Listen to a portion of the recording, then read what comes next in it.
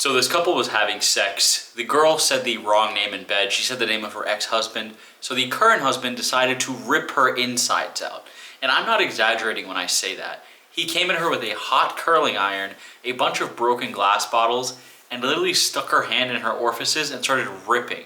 It was brutal. And honestly, reading about this had me so shocked because I don't know if you guys watch Invincible, but that's how it was depicted in the articles I was reading. Like Invincible, not to go off track, as a cartoon, it's crazy to see all the blood and gore, but imagine that in real life. That's what really happened. The culprit's name was Fidel Lopez. The victim's name was Maria Nemeth. It should be noted too, this happened in 2015, and of course, he did get life in prison.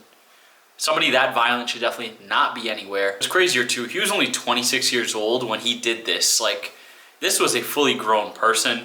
Like, unbelievable to think about this. This happened in 2015 in Sunrise, Florida, so this happened in South Florida. The act occurred after a fueled argument with alcohol and a lot of jealousy, obviously saying the ex-husband's name. After literally mutilating his girlfriend and gutting her like a Mortal Kombat character, he decides to call 911 because his girlfriend isn't breathing and she's unconscious.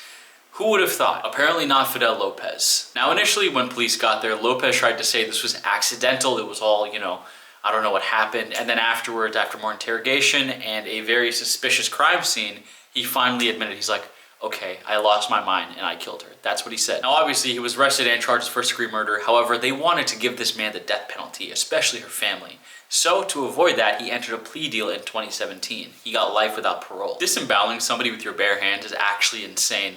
Like, that is terrifying to think about. I can't even fathom how a regular person would even do that. Should be noted too, he burnt her with a curling iron, did all kinds of things. It was just horrible. He, like I said, he stuck his hand in a posterior orifice and then started pulling and ripping. He basically disemboweled her from the inside out. Also, before she passed out, all of the things she was experiencing, the curling iron, the beer bottles, getting disemboweled from the inside out, she was awake for all of that. She only passed out afterwards because she died from her injuries and the trauma made her pass out too. Also, his parts of the story where he was like, I don't know what happened, I just snapped.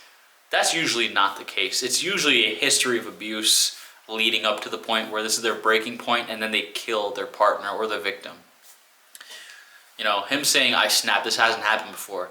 Well, Maria's not alive to tell us that, so obviously he's gonna go with that story. I'm sure if she was, she would tell you that he's hit her before, he's raised his voice before, they've gotten physical before, stuff like that. On top of this, there's actually no evidence she even called out her ex's name. He claimed that. She's not alive to tell us that. So we're taking his word for it. Sure, she may have, however, that gives him no reason to snap and disembowel her and kill her. That's just off-edge type of shit. Also too, for the creativity of his crimes, the hot curling iron, disemboweling her from the inside out, the broken beer bottles, you could tell that's not something you spontaneously come up with as a normal person. That is something a psychopath thinks about for a long, long, long time before they actually get and do it. So, my guess is he was thinking about doing that for a while. Maybe not to her, but to people in general. And this is his time to shine, that he thought. And maybe he thought, okay, this is my time to put my plans into actions, to put all the sick things I've thought about into action now. And a lot of the articles I read, it's pretty messed up and it's kind of victim blaming Maria. In the article I read on Reddit, it said at the end, Maria paid the ultimate price for the slip of her tongue. That is not her fault at all. Sure, definitely wrong to say, if it did happen, definitely wrong to say your ex's name while you're having sex with your partner, current partner. But it gave this guy no right to murder her in cold blood. If anything, you gotta focus on the suspect at hand, not the victim. This guy is a cold-blooded murderer and probably a liar. He also lied by saying when he called 911, we were having rough intimacy and now she's not breathing.